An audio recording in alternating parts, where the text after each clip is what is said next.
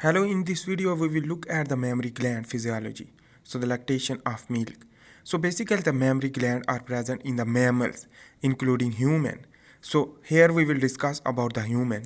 So the human contain a mammary gland in the form of pair, and that mammary gland is the character of female. So here we will discuss about what is the changes and lactation of milk, what is that, and their structure and anatomical aspect. So basically the mammary gland is here, which that is I am giving a cross section side. So basically the lateral cross section of the mammary glands contain a lobule, secretory lobule, and this secretory lobule, and here is the yellow color, is known as the adipose tissue, which provide the fat of the toward the lobule. And on the other hand, the important thing is that here is the ampulla, and this is the ampulla. Ampulla is the bulging part of the mammary gland. Is externally, if you want to see that here, you can see that. So in this way, here is the lactiferous duct are present, and here the duct system, and this is the duct system, and here is the secretory lobules. This is the secretory lobule. This is the secretory lobules, is basically lobule contain a secretory lobules, and here is the, you can see that is the secretory lobules contain a inside is known as the basically secretory lobules, multiple lobules you can see.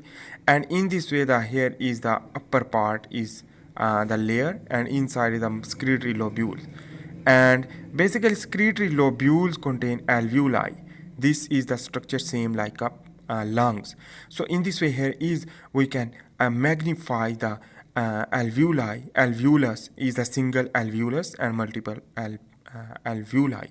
So in this way, here is you can see that is the single alveolus. In this way, you can so you can understand as well. Here is the capillary, red color, and here is the ductule, which that is open into the lactiferous duct. So the releasing of the milk into the nipple. So here you can see the myoepithelial cell. This myoepithelial cell basically is important for the contraction, so that is why it is known as the myo. And here you can see that inside is the epithelial alveolar cells, which that is create the lumen inside, which that is the milk and lipid, which that produce the milk lipid.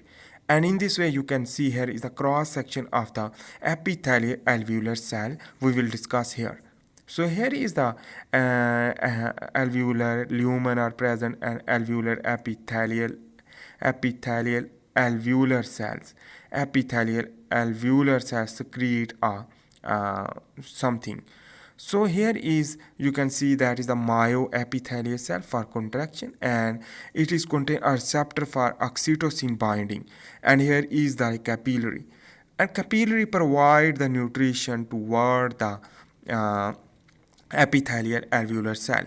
So in this way, you can see that extracellular space and release the protein, and protein containing vesicle will be formed, is known as endocytosis. After the endocytosis will be exocytosis into the alveolar lumen. So when go into the alveolar lumen, so open into the ductule, and ultimately duct system will lead to ampulla storage and quick release by the prolactin hormone as well as oxytocin.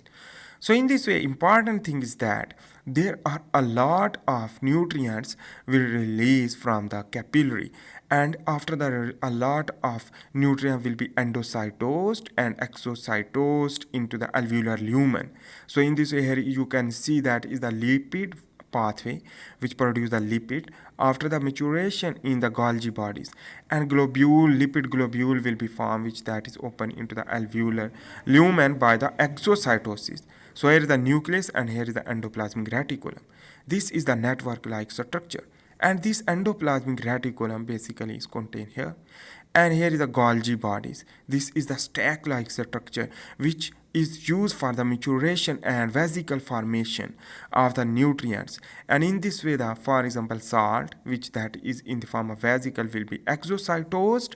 On the other hand, the sugar and protein, which that is also exocytosed in the lumen.